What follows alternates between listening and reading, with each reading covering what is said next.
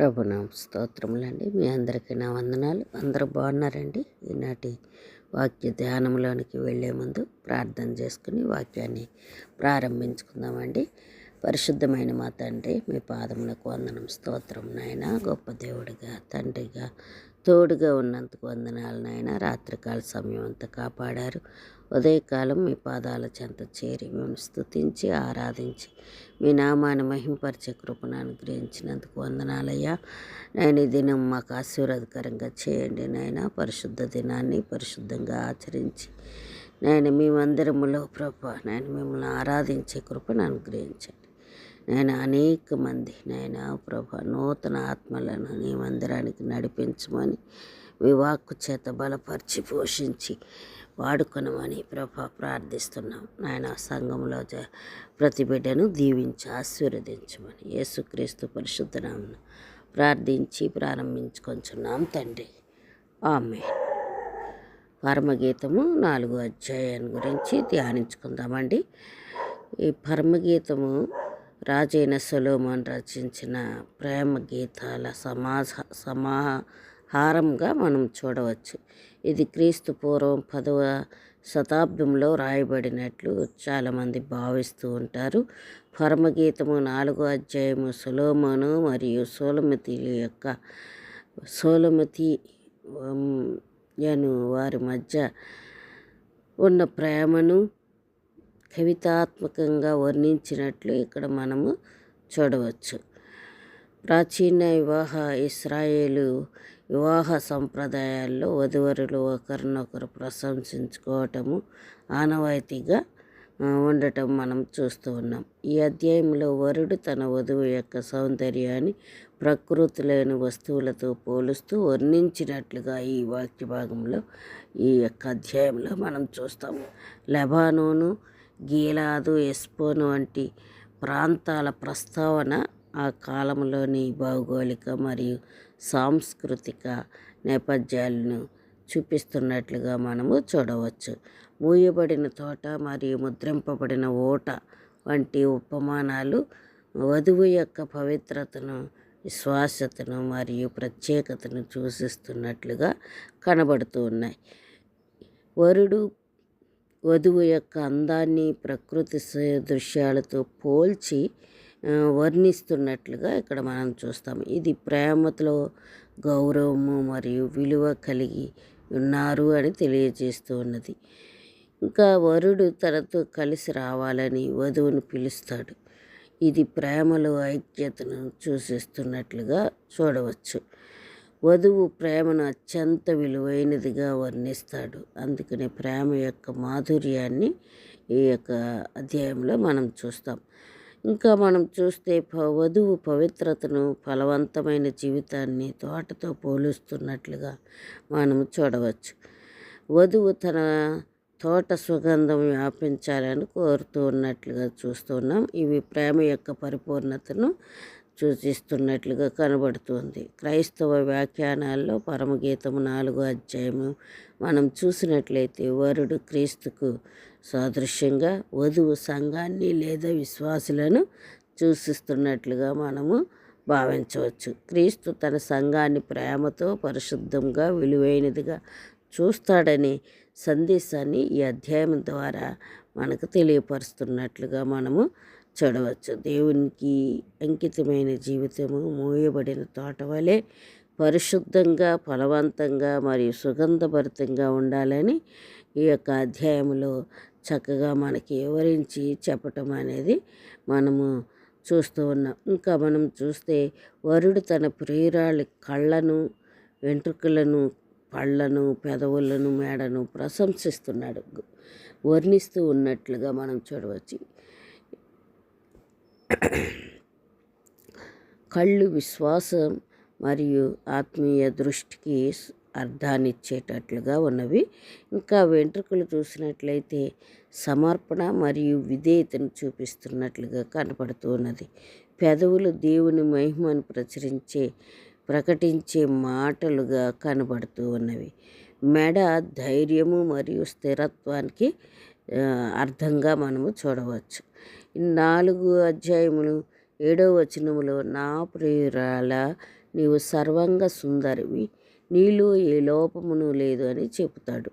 ఇది క్రీస్తు తన రక్తము చేత పరిశుద్ధపరచబడిన సంఘాన్ని చూసే విధానం ఇందులో మనకి కనబడుతుంది. ఇంకా మనం చూస్తే వరుడు తన ప్రియురాలని తనతో రావాలని ఆహ్వానించటము, ఇంకా దేవుడు తన ప్రజలను లోక సంబంధమైన భయాలు, బంధకాలు విడిచి తన సన్నిధికి రావాలని పిలుస్తున్నట్లుగా ఈ వచనం మనకి తెలియజేస్తుంది. వరుడు తన ప్రియురాలి ప్రేమను ద్రాక్షారసము కంటే మధురమైనదిగా వర్ణించటము ఈ అధ్యాయంలో మనకి కనబడుతుంది. దేవుడు కేవలం తన సేవను మాత్రమే కాదు కానీ మన హృదయపూర్వక ప్రేమను కోరుతున్నట్లుగా ఈ అధ్యాయం మనకి తెలియజేస్తుంది. నీవు మూయబడిన తోట వంటి దానవు, ముద్రింపబడిన ఊట వంటి దానవు అని చెబుతూ, మూయబడిన తోట పవిత్రతకు గుర్తుగా కనబడుతుంది. ముద్రింపబడిన ఊట విశ్వాస యొక్క విశ్వాస్యతను తెలియజేస్తుంది. ఫలవంతమైన తోటగా ఆత్మీయ ఫలాలు ఫలించాలనేది దేవుని యొక్క ఉద్దేశం. విశ్వాస జీవితము దేవునికి ప్రత్యేకంగా కనబడాలని, ఈ తోటలాగా ఉండాలనేది దేవుని యొక్క ఉద్దేశము. ప్రియురాలు తన తోటపై గాలులు వీచి సుగంధం వ్యాపించాలని కోరుతున్నట్లుగా చూడవచ్చు. పరిశుద్ధాత్మ మన జీవితంలో పనిచేసినప్పుడు మనలోని ఆత్మీయ ఫలాలు వెలుగులోనికి వస్తాయి. పరీక్షలు, ఆశీర్వాదాలు రెండు దేవుని పనికే ఉపయోగపడాలి. దేవుని దృష్టిలో విశ్వాసులు అమూల్యములుగా ఉన్నారు.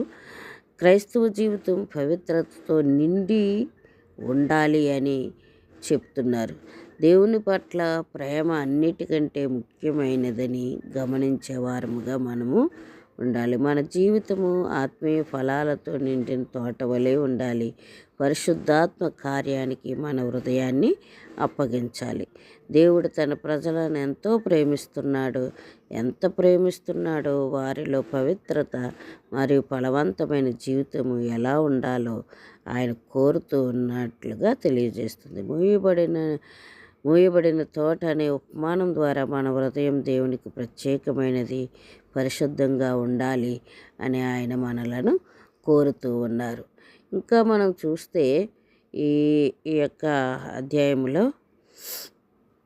ఈ అధ్యాయము మూలవచనాన్ని మనం చూసినట్లయితే, నా సహోదరి, నా పెండ్లి కుమార్తె, నీవు మూయబడిన తోట వంటి దానవు, మూయబడిన ఊట వంటి దానవు, ముద్రింపబడిన నీటి బుగ్గ వంటి దానవు అని ఇక్కడ ఈ వచనము 4:12 వచనంలో మనం చూస్తాం. పరమగీతము, ప్రేమగీతము అని చెప్పటం వింటున్నాం. ప్రేమగీతం మాత్రమే కాదు కానీ క్రీస్తు మరియు సంఘమునకు మధ్యన ఉన్న సంబంధాన్ని కూడా తెలియపరుస్తున్నట్లుగా చూడవచ్చు. వారి మధ్య ఉన్న ప్రేమను కూడా ఇక్కడ మనకి కనబడుతుంది. వరుడు తన ప్రియురాలను ప్రశంసిస్తూ ఆమె పవిత్రతను మరియు ప్రత్యేకతను తెలియజేస్తున్నట్లుగా దేవుడు కూడా తన పిల్లలను ఇలాగే చూస్తున్నాడని మనం గమనించాలి. నా ప్రియురాల నువ్వు సర్వంగ సుందరివి అని మాట్లాడినట్లుగా లోకము మన లోపాలను చూస్తుంది కానీ దేవుడు మనలోని తన స్వరూపాన్ని చూస్తాడు. దేవుని ప్రేమ మన విలువను నిర్ణయిస్తున్నట్లుగా మనము ఈ అధ్యాయం ద్వారా తెలుసుకుంటున్నాం. దేవుడు నిన్ను ప్రేమిస్తున్నాడు. ఆయన దృష్టిలో నీవు అమూల్యమైన వాడవు, అమూల్యమైన దానివని ఈ అధ్యాయం ద్వారా తెలుసుకుంటూ ఉన్నాం. మూయబడిన తోట అంటే అందరికీ అందుబాటులో ఉండదు అని మనం గమనించాలి. యజమానికి ప్రత్యేకంగా కనబడే తోటగా ఇది మనకు చూడవచ్చు. అలాగే విశ్వాస జీవితము దేవునికి ప్రత్యేకమైనదిగా ఉండాలి అని ఈ అధ్యాయం మనకి తెలియజేస్తుంది. పవిత్రతతో జీవించాలి, దేవునికి అంకితమై ఉండాలి, లోక ప్రభావాలకు లొంగకూడదని ఈ అధ్యాయం మనకి నేర్పిస్తుంది. నీ హృదయం దేవుని కోసం కాపాడబడిన తోటగా ఉండాలనేది దేవుని యొక్క ఉద్దేశము. తోటలోని సుగంధ ద్రవ్యాలు వలె విశ్వాస జీవితంలో కూడా ప్రేమ, దయ, వినయం, పరిశుద్ధత వంటి ఫలాలు కనిపించాలి. నీ మాటలు, నీ పనులు ప్రభువైన యేసుక్రీస్తు వారి యొక్క సువాసనను వెదజల్లేటట్లుగా ఉండాలి. అంతేగాని మరి నిన్ను చూస్తేనే, నీ మాటలు వింటేనే అందరికీ మరి విరక్తి కలిగేటట్లుగా ఉండకూడదని ఈ వాక్యం సెలవిస్తూ ఉంది. ప్రియురాలు గాలి వీచి తోట పరిమళము ఎంత దూరం వ్యాపిస్తుందో అలాగూ మన పరిశుద్ధత దేవునికి మన జీవితంలో పనిచేసినప్పుడు ఆత్మఫలాలు వెలువడాలనేది దేవుని యొక్క ఉద్దేశం. మనము ఆత్మఫలాన్ని చూసినప్పుడు గలతీ పత్రిక 5:22లో అక్కడ 9 విషయాలు మనకు తెలుస్తాయి. 9 ఫలాలను ఆత్మఫలముగా వర్ణించినట్లు మనము చూస్తాం. అందులో ముఖ్యంగా ఉండవలసినవి ప్రేమ, సంతోషము, సమాధానము, దీర్ఘశాంతము. ఈ దేవుని ఆత్మకు నీ హృదయ ద్వారాలను తెరిచే ఫలాలుగా ఉండాలనేది దేవుని యొక్క ఉద్దేశము.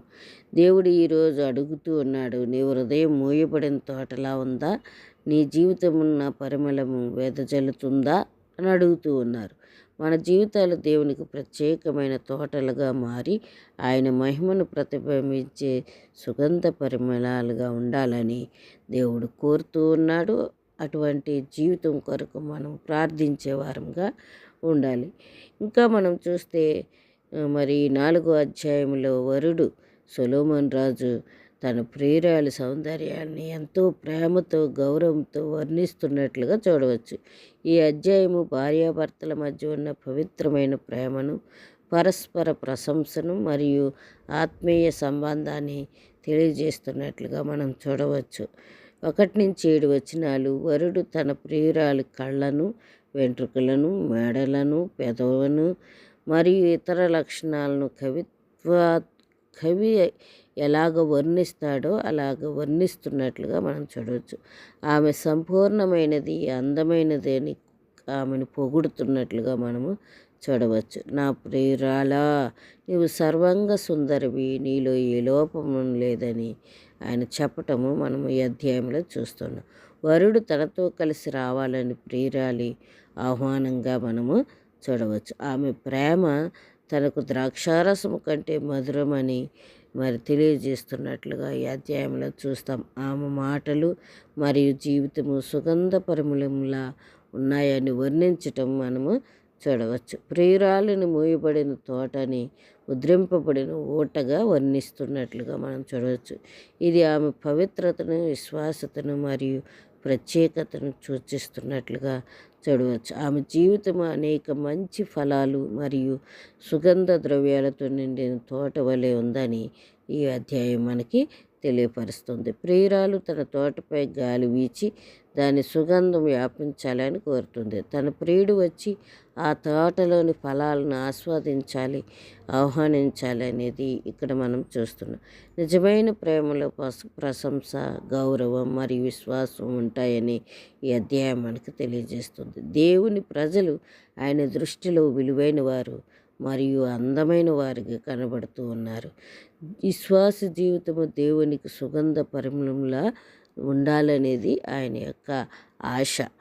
పవిత్రత మరియు అంకిత భావం క్రైస్తవ జీవితంలో ముఖ్యమైనవిగా మనము చూడవచ్చు. మూయబడిన తోట దేవునికి ప్రత్యేకమైన జీవితంలాగా కనబడుతుంది. దేవునికి అంకితమైన హృదయం పవిత్రత, ప్రేమ మరియు ఆత్మీయ ఫలములతో నిండిన తోట వలె ఉండాలని ఈ అధ్యాయం మనకి చక్కగా వివరిస్తూ ఉన్నది. నిజంగా మన జీవితము ఈ అధ్యాయంలో చూస్తే మనము ఆత్మీయ ఫలము ఎలా ఉందో అలాగూ అటువంటి లక్షణాలు మనలో ఉండాలి. ఆ 9 లక్షణాలు మనలో ఉన్నట్లయితే మనము దేవునికి ఎంతో ఇష్టలుగా ఉండగలం. ఈ యొక్క అధ్యాయం అంతట్లో మనం చూస్తే సంఘాన్ని ఆయన ఎంతగా ప్రేమిస్తున్నాడో మనకి అధ్యాయం ద్వారా తెలియపరచబడుతుంది. మనము సంఘములో ఉంటూ ఆత్మఫలాన్ని ఫలించి దేవునికి ఇష్టకరంగా జీవించాలనేది దేవుని యొక్క ఉద్దేశం. అటువంటి కృప దేవుడు మనకు అనుగ్రహించును గాక. ఆమేన్. ప్రార్థన చేసుకుందామండి. పరిశుద్ధమైన మా తండ్రి, మీ పాదమునకు వందనం నాయన. వాక్యం ద్వారా మాతో మాట్లాడారు.